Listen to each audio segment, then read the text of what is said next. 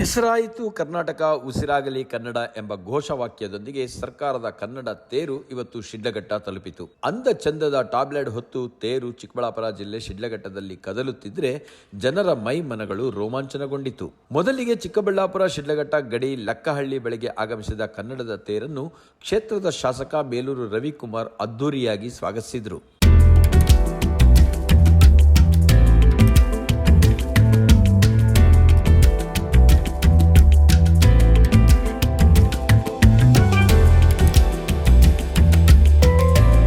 ಜೊತೆಯಲ್ಲಿ ತಹಶೀಲ್ದಾರ್ ಸ್ವಾಮಿ ಕೂಡ ಇದ್ದರು.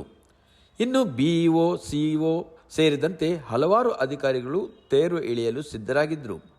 ತಾಲೂಕಿನ ವಿವಿಧ ಶಾಲೆಯ ಮಕ್ಕಳು ತಮ್ಮ ಬ್ಯಾಂಡ್ ಸೆಟ್ ವಾದ್ಯಗಳೊಂದಿಗೆ ಮೆರವಣಿಗೆಯಲ್ಲಿ ಸಾಕ್ತಿದ್ರು.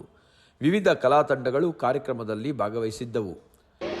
ನಾವು ಯಾರೇ ಬರಲಿ, ಬೇರೆ ರಾಜ್ಯದವರಾಗಲಿ ವಿದೇಶಿದವರಾಗಲಿ ಎಲ್ಲರನ್ನೂ ಕೂಡ ನಮ್ಮ ಅಣ್ಣ ತಮ್ಮಂದಿರು ಎಂದು ಅವ್ರನ್ನ ಅಪ್ಪಿಕೊಳ್ತೀವಿ.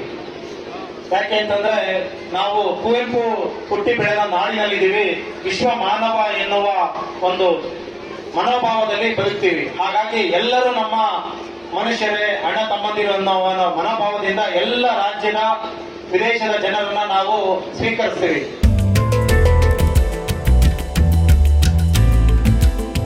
ನಗರದ ಪ್ರಮುಖ ಬೀದಿಗಳಲ್ಲಿ ಮೆರವಣಿಗೆ ನಡೆಸಿ ಕೋಟೆ ವೃತ್ತದಲ್ಲಿ ವೇದಿಕೆ ಕಾರ್ಯಕ್ರಮ ನಡೆಸಲಾಯಿತು.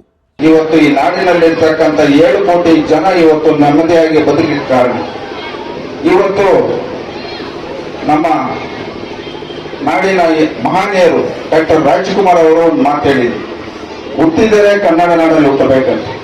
ಅದು ನಿಜ.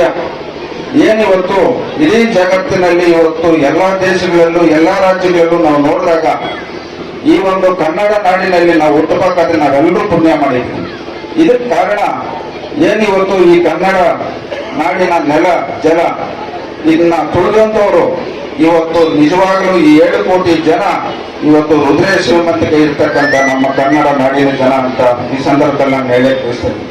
ಯಾಕೆ ಮಾತಾಡ್ತಾ ಇದ್ದೀನಿ ಅಂದ್ರೆ, ಇವತ್ತು ಇಡೀ ಜಗತ್ತಿನಲ್ಲಿ ಇರ್ತಕ್ಕಂಥ ಎಲ್ಲಾ ದೇಶಗಳವರು ಎಲ್ಲಾ ರಾಜ್ಯಗಳವರು ಬಂದು ಇವತ್ತು ಕರ್ನಾಟಕ ರಾಜ್ಯ ಬಹಳಷ್ಟು ಸುಭಿಕ್ಷವಾಗಿದೆ, ಇಲ್ಲಿ ನಾವು ಯಾವ ರೀತಿ ಬೇಕಾದ್ರೂ ಜೀವನವನ್ನ ಮಾಡಬಹುದಂತ ಅವ್ರು ಬಂದಂತ ಸಂದರ್ಭದಲ್ಲಿ ಅವ್ರು ಯಾರಿಗೂ ತೊಂದರೆ ಕೊಡದಿರ್ತಕ್ಕಂಥ ಹೃದಯ ಶ್ರೀಮಂತಿಗೆ ಇರ್ತಕ್ಕಂಥ ಈ ಕನ್ನಡ ನಾಡಿನ ಜನತೆ ಅಂತ ನಾನು ಈ ಸಂದರ್ಭದಲ್ಲಿ ಹೇಳಕ್ಕೆ. ಇವತ್ತು ರಾಜ್ಯ ಸರ್ಕಾರ ಏನಿವತ್ತು ಈ ಒಂದು ಕಾರ್ಯಕ್ರಮವನ್ನ ಹಮ್ಮಿಕೊಂಡು ಇವತ್ತು ಕನ್ನಡ ಜ್ಯೋತಿ ರಥಯಾತ್ರೆ ಅಂತ ಪ್ರತಿ ತಾಲೂಕು ಈ ಒಂದು ಕಾರ್ಯಕ್ರಮವನ್ನ ಮಾಡ್ತಾ ಇದ್ದಾರೆ. ಈ ಕಾರ್ಯಕ್ರಮದ ಉದ್ದೇಶ ಏನಿವತ್ತು ಈಗಿನ ಮಕ್ಕಳಿಗೆ, ಈ ಮುಂದಿನ ಭವಿಷ್ಯಕ್ಕೆ ಈ ನಾಡಿನ ಕನ್ನಡದ ಬಗ್ಗೆ, ಈ ನಾಡಿನ ಇತಿಹಾಸದ ಬಗ್ಗೆ ತಿಳಿಸಬೇಕು ಅನ್ನೋ ಒಂದು ಉದ್ದೇಶದಿಂದ ಇವತ್ತು ಈ ಕಾರ್ಯಕ್ರಮವನ್ನ ಹಮ್ಮಿಕೊಂಡಿದ್ದಾರೆ.